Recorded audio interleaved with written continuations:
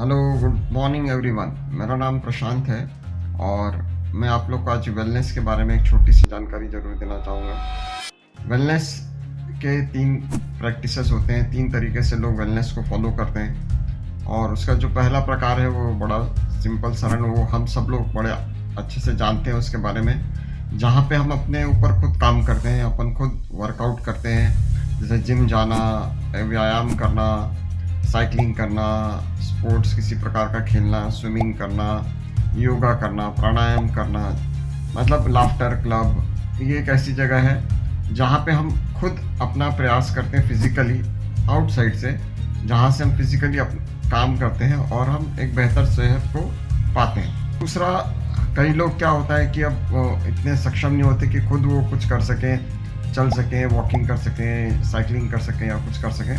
तो लोगों ने कोई दूसरा व्यक्ति हमारे शरीर पे बाहरी तौर से काम करता है, जैसे कि मसाज करना, हाथ पैर दबाना, है ना, ऑक्यूप्रेशर, फिजियोथेरेपी, कई प्रकार के, इवन रेकी, या आप बोल सकते हैं कि हमारे ब्यूटी पार्लर्स हैं, या इवन हमारा जो बार्बर या सैलून जो होता है या नाई की दुकान होती है, वो भी एक प्रकार से हमें अच्छा दिखना, सुंदर दिखना, बेहतर महसूस करना, इसका वो प्रयास करते हैं। इवन फिजिकली हमने देखा आजकल मशीन इक्विपमेंट्स आ गए हैं जहाँ पे मसाज करते हैं, हमारा पैर दबाना, पूरा बॉडी का मसाज करना, वाइब्रेटर्स आ गए हैं। तो ये प्रकार का इक्विपमेंट को यूज़ करना, ये दूसरा प्रकार का वेलनेस का एक प्रकार होता है, जहाँ पे हम बाहरी या ऊपरी तौर से हम अपने ऊपर प्रयास कर रहे होते हैं बेहतर सेहत को पाने के लिए, बेहतर महसूस करने के लिए। तो ये दूसरा प्रकार होता है। लेकिन ये जो 2 प्रकार हैं इनका बहुत सालों से प्रचलन है, बहुत सालों से लोग इसके बारे में जानते हैं। पहले प्रकार के बारे में तो कई हज़ारों सालों से लोग वही प्रयास कर रहे हैं। दूसरा प्रयास अभी पिछले कुछ 40-50 सालों में बढ़ा है। आज आप अपने आसपास देखेंगे बहुत सारे मसाज पार्लर्स हो गए हैं, बहुत सारे, आप कहीं मॉल में चले जाएंगे तो वहाँ वो सोफ़ा रखा रहेगा जहाँ पर आप मसाजर को यूज़ कर सकते हैं, है ना। और बहुत सारे ब्यूटी पार्लर्स खुल चुके हैं, बहुत सारे सैलून खुल चुके हैं। लेकिन व्यक्ति जो है, आदमी जो है, जो लोग हैं, हम लोग बहुत ज़्यादा बीमार पड़ने लगे।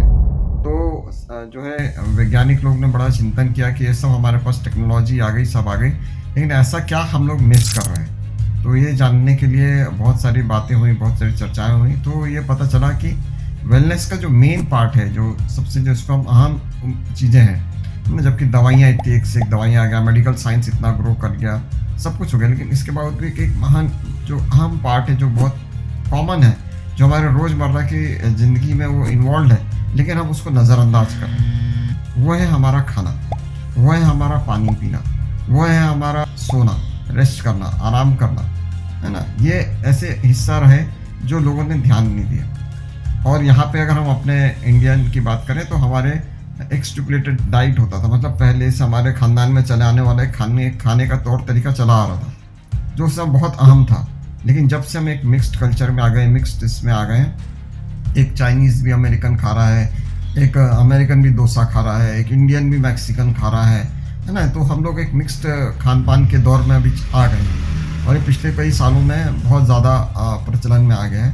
तो हम उसको बहुत बड़ा मिस कर रहे थे।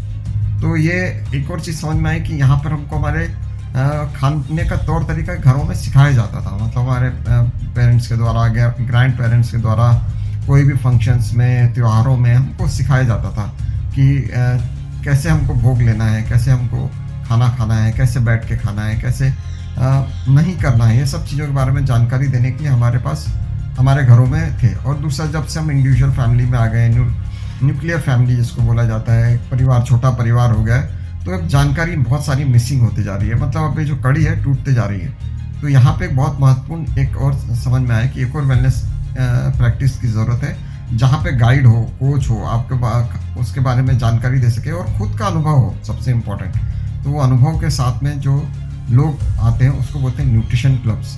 आज के डेट में बहुत प्रचलन में आते जा रहा है, बढ़ते जा रहा है। और बाकी वेलनेस सेंटर्स के साथ में ये भी न्यूट्रिशन सेंटर्स या न्यूट्रिशन क्लब्स हम बोल सकते हैं, जहाँ पे हमें खान पान, जीवन शैली, जीने का तौर तरीका किसी कोच के माध्यम से सिखाया जाता है। और वो कोच स्वयं अपने ऊपर ये पूरा अनुभव किया होता है, प्रैक्टिस किया होता है, वही व्यक्ति इसको सिखाता है। कोई लिखा पढ़ा व्यक्ति इसको नहीं सिखाता। किसी उन्होंने किताबों में पढ़ ली, जानकारी ले ली और अब ये इतना ककड़ी खाइए, इतना सलाद खाइए, इतनी कैलोरी खाइए, इसके बारे में से वो जानकारी नहीं देता। उसने उसको अनुभव किया होता है कि कितना पोषण हमको खाना है, कितना प्रोटीन खाना है, मेरा ये एक्टिविटी, मेरा ये काम, मेरा ये सब है, तो मेरे को क्या-क्या चीज़ें लेनी चाहिए।